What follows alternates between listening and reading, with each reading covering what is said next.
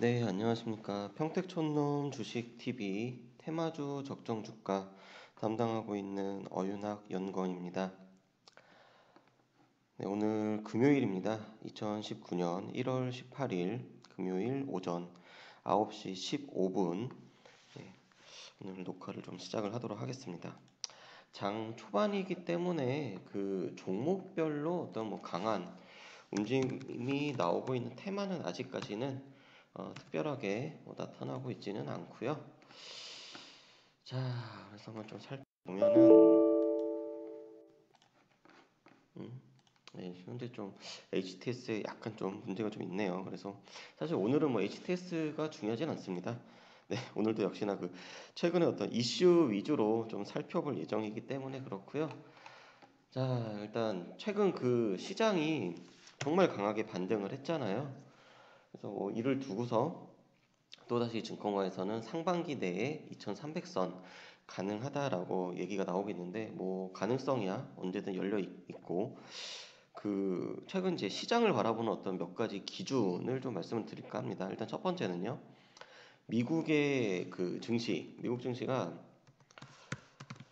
과거였으면은 셧다운에 이제 민감하게 반응을 했을 텐데 지금은 큰 영향이 없다. 지금 이렇게 지금 반응을 보이고 있습니다. 그 다음에 그 빵주라고 하죠. 빵주가 좀 부진을 했는데도 금융, 유통, 에너지 이쪽에서 지금 반등이 나오고 있고요. 이미 반등이 나왔습니다. 반등이 나왔고 그 다음에 FOMC 회의 등 이제 어떤 굵직한 이슈를 결정하는 요인이 이게 좀 멀리 있다 라는 거고 달러 강세 지속하고 있고요.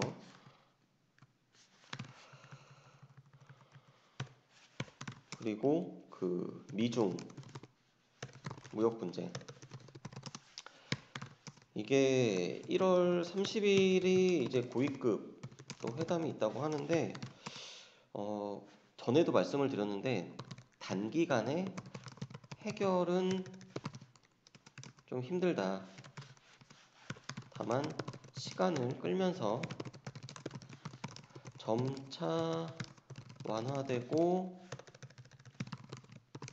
미국에 유리한 쪽으로 갈 수 있다라는 거. 네, 그래서 그 미국 증시가 왜 중요하냐면은 지금은 물론 미국 내에서도 경기가 고점을 찍었다라고 하는 의견도 있습니다. 의견도 있는데 지금의 분위기는 어떤 단기 악재는 조금은 어렵다, 없다. 네, 이쪽으로 좀 가고 있고요. 그다음에 이제 장 초반에 이제 시가는 전일 미국 증시로 결정이 된다는 거. 그리고 그 최근 트렌드가 좀 움직임이 시가가 예상보다 강하다는 겁니다.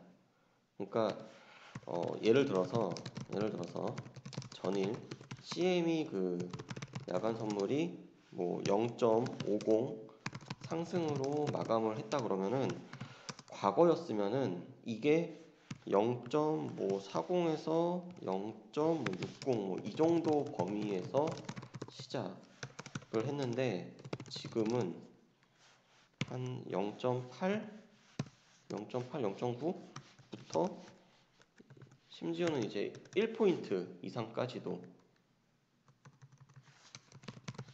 또는 1.5 정도까지 강한 상승 출발을 한다는 겁니다. 그리고 삼성전자를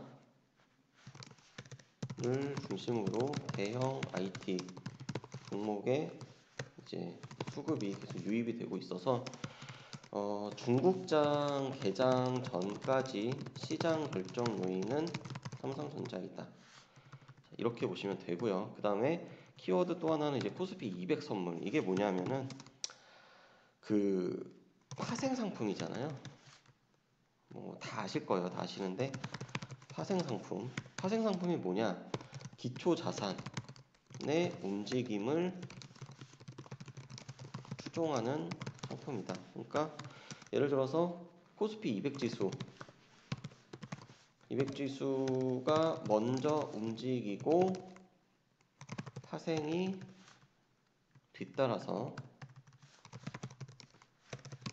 뒤따라가는 게 정상적인 시장인데, 지금은 파생이 먼저 움직이고 기초자산이 따라가는 그런 모습이라는 겁니다. 그래서 이 시장을 볼 때 당일 시장의 어떤 기준이 뭐가 되는지, 이게 지금 현재 시점에는 이제 그렇다는 거고요. 저는 그렇게 보고 있어요. 그 다음에 중국 10시 30분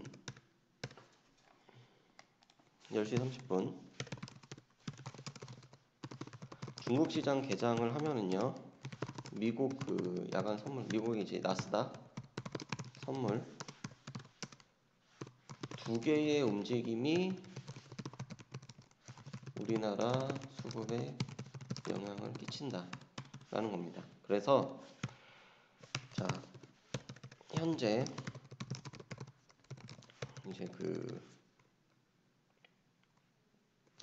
시장의 어떤 방향성은 내적인 이슈보다는 외부 요인에 의한 기대감이 지금은 많이 좌우하고 있고요.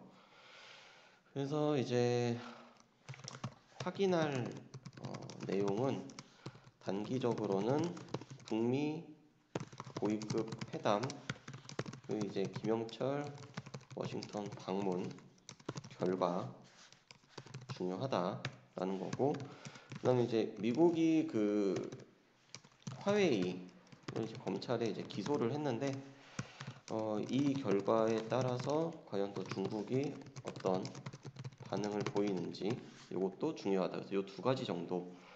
그래서 이제 지금은 우리나라 어떤 실적이라든지 이런 게 시즌이 끝났기 때문에 외부 요인에 의한 어떤 기대감으로 지금은 시장이 많이 움직인다, 이렇게 보시면 될 것 같고요.